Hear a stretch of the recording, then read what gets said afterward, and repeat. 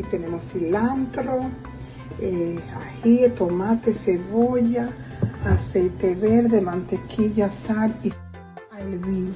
Pero no le vamos a poner sal, se lo vamos a poner al final y vamos a hacer nuestro gravy para hacer la yuca al modo. Aquí le pusimos la mantequilla para hacer el gravy de la yuca. Este le echa todo esto picado, todo lo que le dijimos primero.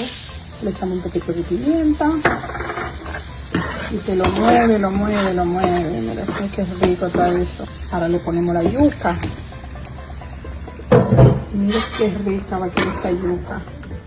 Le vamos a echar un poquito de limón o de naranja agria, de lo que usted tenga. Yo no tenía vinagre, le puse naranja agria y mire.